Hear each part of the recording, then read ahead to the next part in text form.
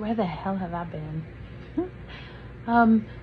Last time I made a big video, I was talking about my husband's going on a trip. I was packing snacks for him to take, and then I'm the one who disappeared off the face of the social media planet.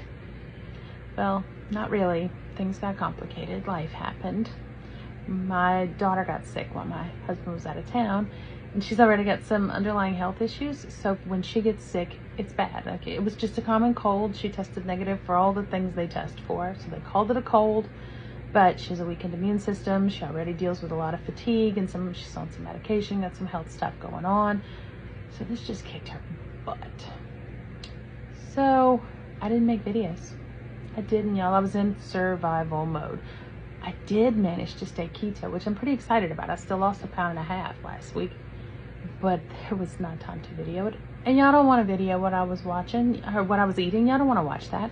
Y'all don't want to watch me making peanut butter and jelly roll-ups in low-carb tortillas. Y'all don't want to watch me eating bacon and tomato sandwiches with the low-carb Nature's Own white bread, which I love and is in my Super One right now, so I am stoked about that. And microwavable bacon. Nobody wants to see the kind of crap I ate. What I like to call the poor man's charcuterie board. That's where you're eating cold cuts and cheese while standing in front of the refrigerator because you don't have time to actually put it on a plate. Yeah, I have a job. I have a couple different jobs. In fact, some of them from home, some of them not from home. So I had to do those things, take care of a snotty, fatigued, not feeling good teenager, and all the things that I know a million other people are doing. And it kind of really gave me some insight into my blessed, spoiled little life where I have the time to do things like cook. I have the time, the tools, and the skills to cook all the keto meals that I make and to do those things. But filming a recipe is completely different than just cooking it. When you're cooking to eat, you just cook. When you're cooking to film, you gotta make sure that this person knows so they can be quiet, and you gotta make sure the cat's in the other room so she doesn't start meowing, and you've got to make sure everything is just right, and then you gotta film all the steps and make sure you got it right. And y'all know, my stuff is not professional quality, but it still takes extra time, so it makes it a longer process to cook. And last week, I was cooking in survival mode, y'all. I was just cooking to eat, to fuel my body. I do think that one of the things that really was helpful for me last week was that I stayed super hydrated. My daughter had a cold, and she's sick, so hydration is a very big deal for her anyway, but because she was sick, I really needed to ride her butt about the hydration. You know, how many Gatorades have you had today? How much juice have you had today? How much water have you had today? You know, those kind of things for her. So while I'm doing that for her, doing that for me too. You know, Dane, how much water have you had today? How much sugar-free Gatorade have you had today? What are you doing with your life? Are you drinking enough? Are you staying hydrated? So while I was eating what felt like crap food, but it wasn't. I mean, that fit my goals of low carbs, high fat, but it wasn't, you know, what you see me cooking. It was, I mean, it might have been a handful of pepperonis.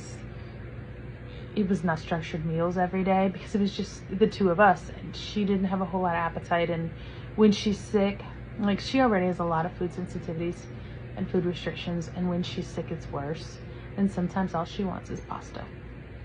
Yeah, I have a whole thing about keto, and sometimes all my kid wants to eat is pasta. Tonight was one of those nights again because she had a really rough night tonight.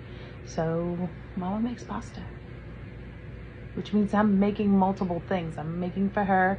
So for me, it was leftovers tonight because we cooked a lot on Father's Day, so I'm still eating leftovers. So it was some leftover steak, some leftover sausage. It's leftovers. It's easy. A smoked sausage in the refrigerator is the most versatile thing to have because you can turn around and you can cook it on the grill if you feel like heating up a grill. You can cook it in a skillet. You can heat it in the microwave. You can throw it in the oven. You can do it with plain barbecue sauce.